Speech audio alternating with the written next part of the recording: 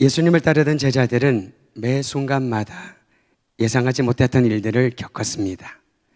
그 중에 하나가 오늘 본문에 기록된 갈릴리 호수에서 일어났습니다.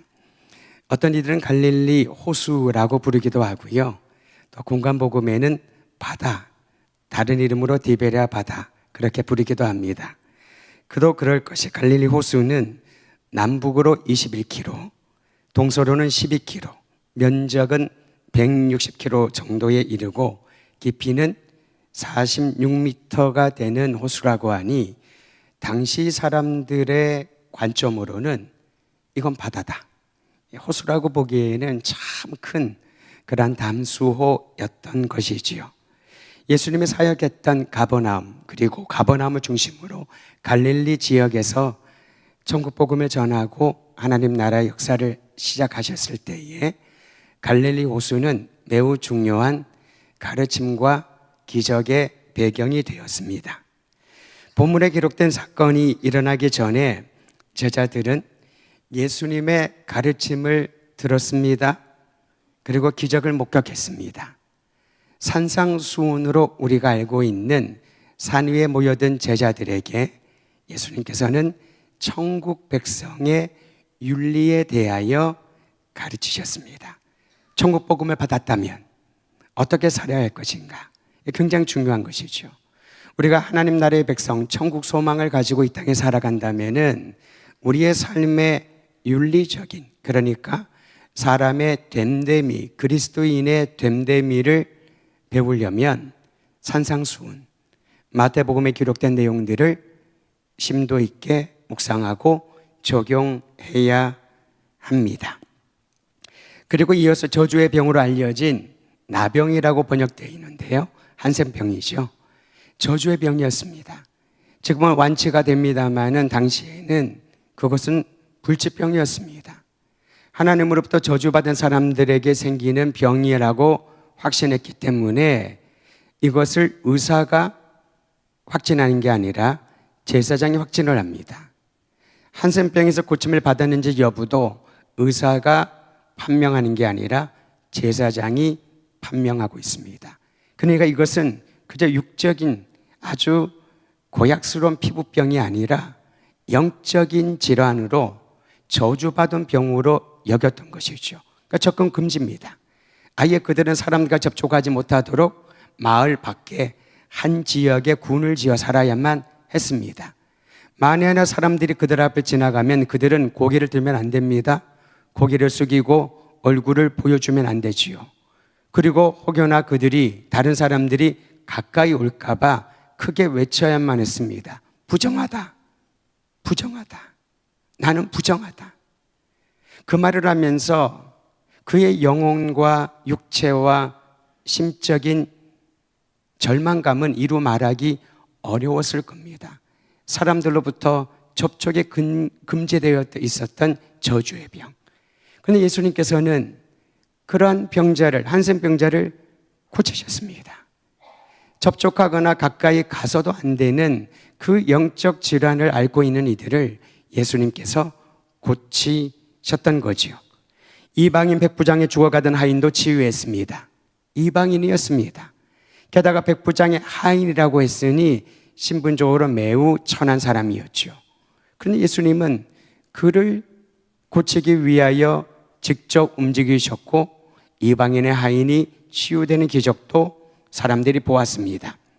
저자들 중에 하나였던 베드로의 장모, 열병에 걸려서 시름시름 앓고 있었던 베드로의 장모도 고쳐주셨습니다. 이 모든 것을 사람들이 목격했던 거지요. 천국 백성은 어떻게 살아야 되는가? 천국 백성의 윤리에 대하여 배움을, 가르침을 받았을 뿐만 아니라 예수님께서 끔찍하고 참혹한 질병을 앓고 있는 이들을 즉시 고치는 사건들을 목격했던 것이지요. 마태는 예수님의 치유 사역과 이 가르치는 사역을 이사야를 통해 예언하신 메시아 사역의 징표로 보았습니다.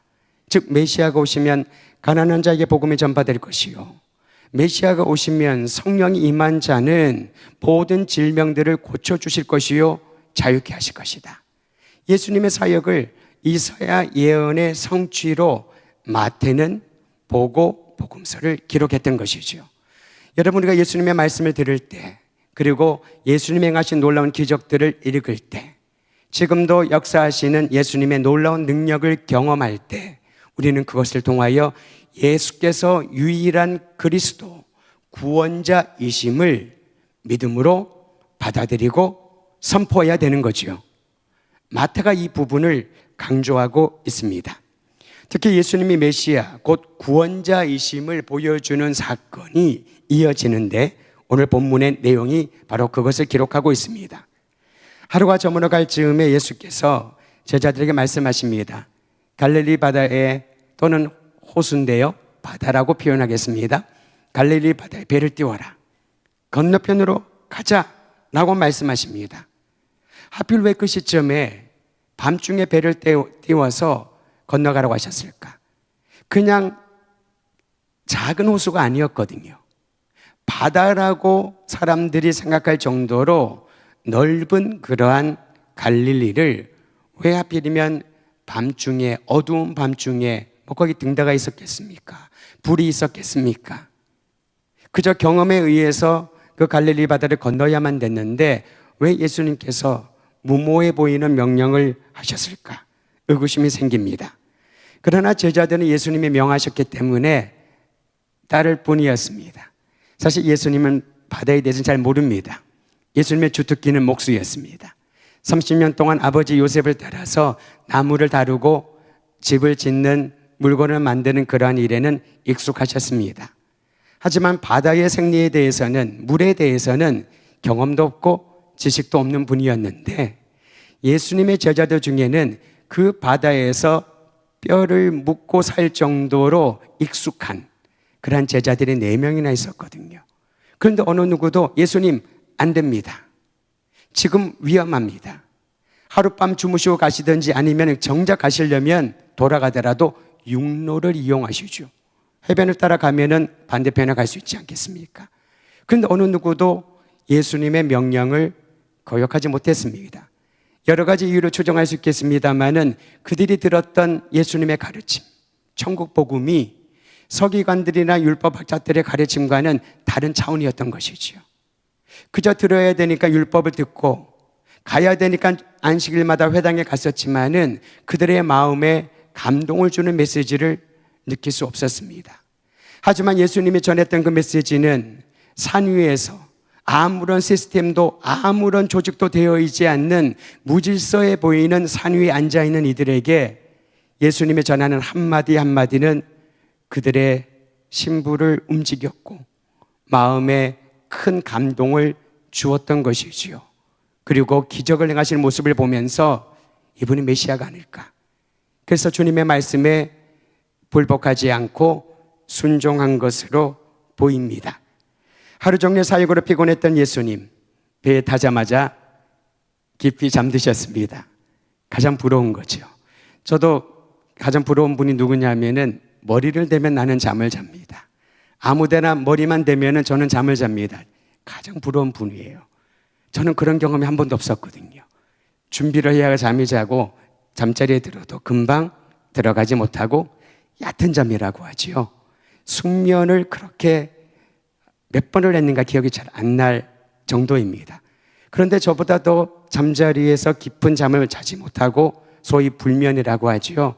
힘들어하는 분들이 상당히 많다는 것을 알게 되었습니다. 반면에 예수님은 배에 올라타시자마자 배가 큰 페리도 아니고 여객선도 아니고 조그만 배였겠지요. 그 배에 한 곳에 머리를 대고 주무셨습니다. 어쨌든 제자들은 예수님을 배에 태우고 목적지로 가는데 문제가 생겼습니다. 얼마쯤 가서 배가 갈릴리 호수 중앙 정도에 이르렀을 때 갑자기 강한 바람이 불었습니다. 요즘 우리가 경험하지 않습니까? 갑자기 비가 내리는데요. 이 비가 언제 끝일까?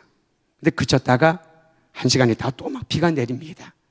이거는 그래도 여러분 우리가 육지에 걸어 다니면서 내리는 비니까 실내에 있거나 우산을 쓰거나 차 안에 있으면 피할 수 있겠지요.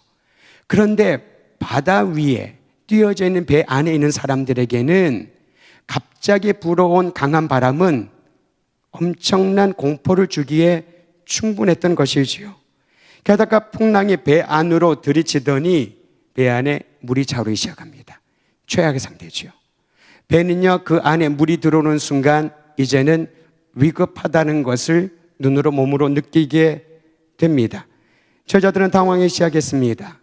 갈릴리에 익숙한 제자들이 있었지만은 그들조차 어떻게 해야 될지 모르는 거지요. 캄캄하지요. 갑자기 바람이 불지요. 순간 방향 감각을 잃어버립니다. 게다가 물이 발 위에 차오르는 것을 보면서 그들은 이젠 큰일 났다. 얼마 안 있으면 이 정도는 10분, 20분은 못 견딜 것 같다 라고 하는 두려움이 찾아오기 시작했습니다. 그리고 그 와중에 예수님을 바라봤더니 예수님이 그대로 주무시고 계시는 거예요. 요동도 하지 않고 주무시고 계셨습니다. 극심한 불안에 빠진 제자들은 예수님을 깨우며 이렇게 외쳤습니다. 8장 25절 우리 함께 읽도록 하지요. 25절 시작.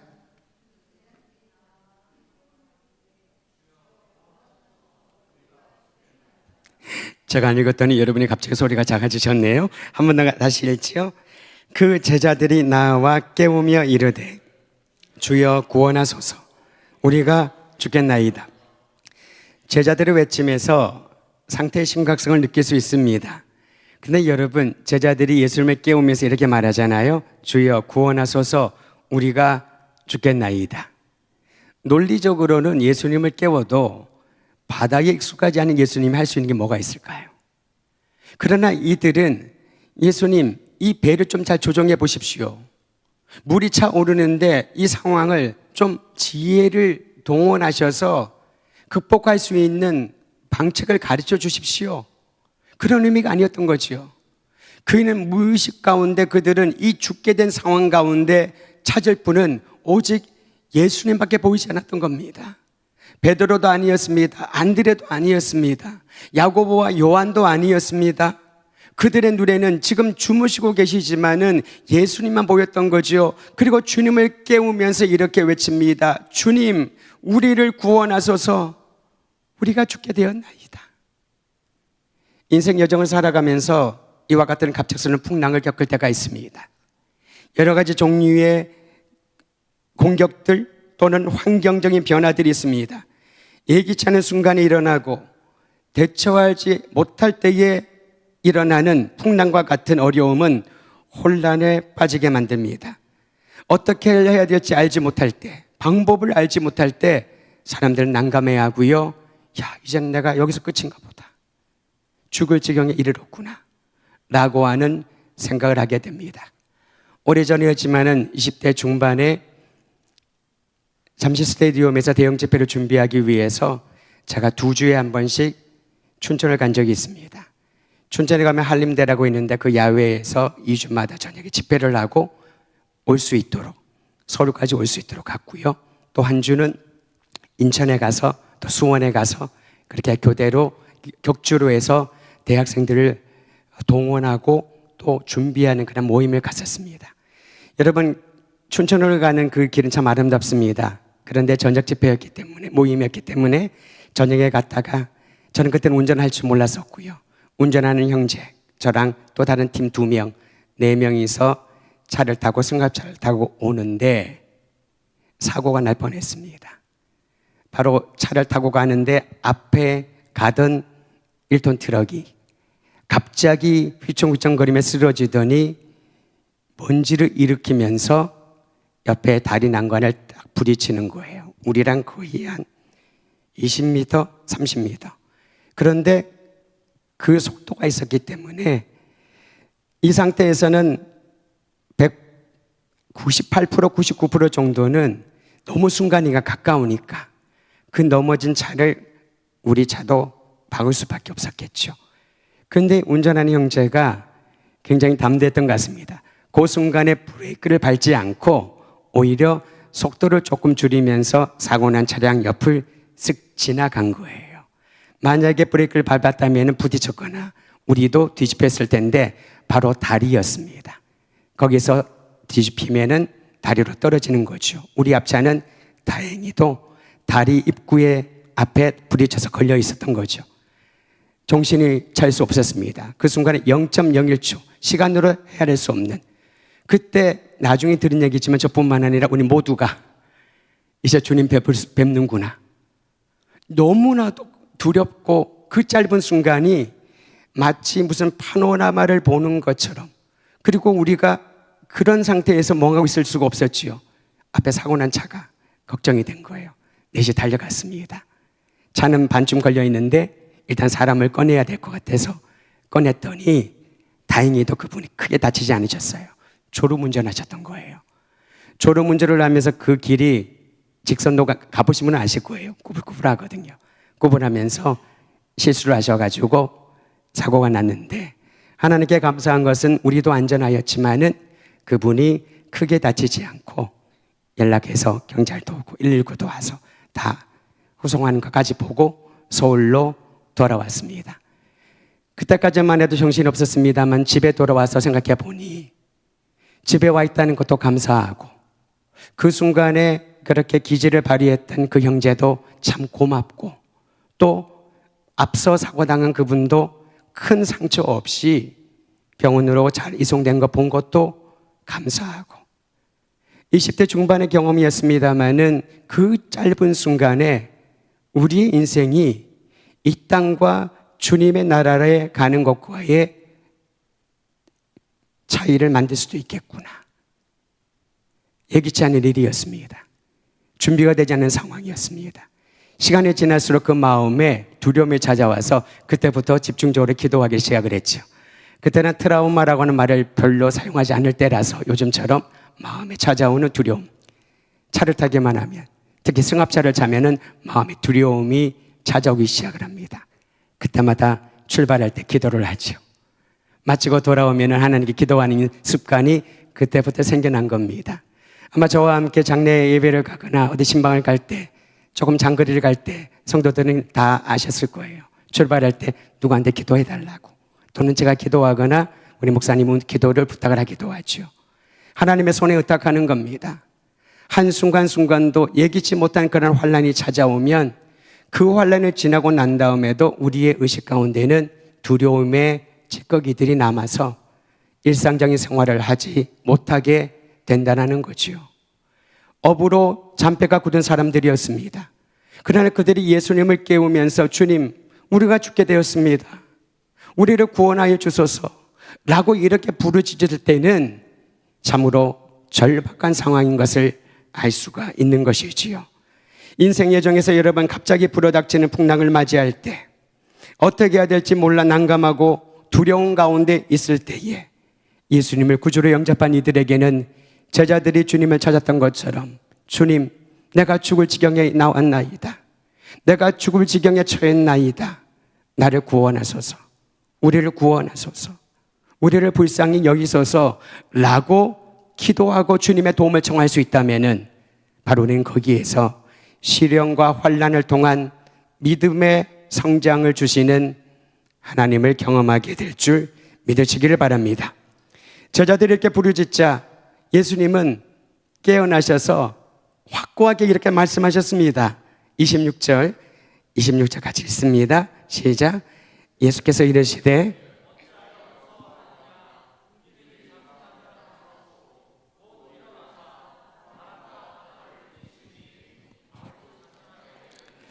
여러분, 이것을 예수님의 책망했다라고 생각하지 마시길 바랍니다. 예수님께서는 이 환난 가운데 두려워하고 있는, 갑작스러운 풍랑 때문에 죽을 지경에 놓여 있는 현실을 바라보면서 제자들에게 위로하시고 제자들에게 필요한 것이 무엇인지를 가르쳐 주는 것이죠. 왜 두려워하느냐? 왜 무서워하느냐? 이 말은 그냥 괜찮다, 담대해라, 아무렇지도 않게 여겨라, 그런 말이 아니거든요. 여러분, 아프면 아프다고 해야지요. 두려우면 두렵다라고 말할 수 있어야지요. 죽고 싶을 정도로 괴로우면 죽을 것 같아 라고 말할 수 있어야지요. 주님은 그것을 하지 말라는 게 아닙니다. 근데 그로 인하여 두려움에 사로잡혀서 아무것도 하지 않고 그 죽음의 시간만 기다리지 말라는 거지요. 왜 두려워하느냐? 믿음이 작은 자들아. 예수님께서는 이 환난을 믿음을 성장시켜주는 도약하는 계기로 삼으려고 하셨던 거지요. 그리고 주님이 말씀하십니다. 바람과 바다를 꾸짖었다. 어떻게 꾸짖었을까요? 바람아, 바다야, 잠잠할지어다. 꾸짖으시더니 그 광풍처럼, 미친 바람처럼, 미친 바람은, 광풍은 어떤 거냐면요, 바람은 일정하게 이렇게 불어야 되는데, 그리고 또 바꾸더라도 이래야 되는데, 어디서 바람이 이렇게 부는지 정신을 차릴 수 없도록, 몸을 가눌 수 없도록 강력한 바람을 우리는 광풍이 일어난다. 찬송가에 그렇게 나와 있죠. 광풍이 일어난다. 광풍이 분다라고 한 거죠. 미친 듯이 우리가 지탱할 수 없을 정도로 우리를 흔들어가는 그러한 광풍을 향하여 주님이 명하십니다. 바람아, 바다야, 잔잔하라. 그랬더니 그 광풍이 잔잔하게 되었다라고 말합니다. 예수님은 당시의 환경적인 난관을 제자들의 믿음과 연관시켜줬던 거지요. 때로는 여러분, 왜 나에게 이렇게 좋지 않은 일만 자꾸 생기지? 왜 나에게 힘든 일들이 그치지 않지? 왜 하나님은 나에게 이와 같은 시련을 거두어가지 않으실지? 그러한 질문이 생길 수 있습니다. 그때 우리 주님이 제자들에게 말씀하신 것처럼 믿음을 새롭게 하시고 우리에게 일어난 일들을 통하여 하나님의 뜻을 알려주시고 이를 통하여 세상 풍조를 따르지 않는 하나님의 사람으로 훈련시켜 주심을 기대하길 바랍니다. 바울은 이렇게 말합니다.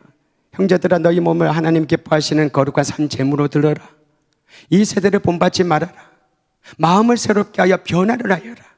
이 시대를 변혁시키는 힘은 나의 내면이 예수의 영으로, 예수님의 사랑으로, 예수님의 마음으로, 성령으로 충만히 변화되어야, 마음이 새로워져야 이 세대를 본받지 않는데, 마음이 새로운 증거가 뭐냐는 거지요. 그게 바로 예수님이 모든 것을 가능케 하신다는 믿음인 줄 기억하시길 바랍니다. 세상 풍조를 따르지 않는 믿음의 사람으로 제자들을 훈련시키고자 했던 것이지요. 나아가 고난의 시련을 통해 하나님이 예비하신 영광에 이르는 믿음으로 자라나게 할 것입니다. 할렐루야. 성경에 많은 구절이 있습니다만은 우리가 알고 있는 익숙한 구절 두 가지를 소개해 드립니다. 시편 34편 19절. 의인은 고난이 많으나 여호와께서 그의 모든 고난에서 건지시는도다. 할렐루야. 의인은 누굽니까? 하나님 보시기에 의로운 사람. 근데 고난이 있다는 거죠. 고난이 없어야 되는데 우리의 기대와는 달리 고난이 있을 수 있다는 거죠. 그 다음이 중요합니다. 하나님께서 모든 고난에서 건져 주시는도다. 이 믿음이죠. 로마서 8장 18절도 이렇게 말합니다. 생각하건대 현재의 고난은 장차 우리에게 나타날 영광과 비교할 수 없도다. 현재의 고난이 힘들고 고통스럽지만은 하나님은 이것을 넘어서서 우리를 위하여 예비하신 영광에 이르게 할 것인데 그 영광을 생각을 하면 이 고난을 이길 용기와 힘과 지혜를 허락하여 주신다는 거죠. 그리고 네가 알아서 해라. 그렇게 내버려 두지 않고 예수님께서 제자들, 두려워하는 제자들의 마음을 안정시켜 주시고 광풍을 잠잠케 하시고 바다를 잔잔하게 하신 것처럼 우리와 함께 하시는 예수님께서 이 모든 고난의 시련을 통과할 수 있도록 주님이 함께 해주신다라는 거지요.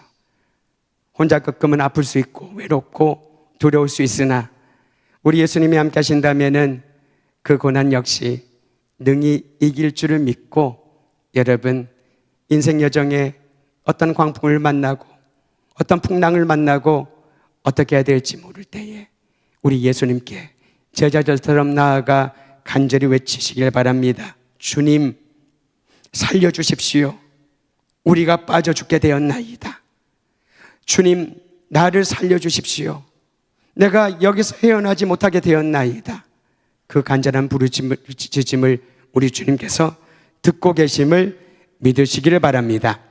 우리는 이 기적에서 예수님께서는 자연을 다스리시는 능력의 주님이심을 알게 됩니다.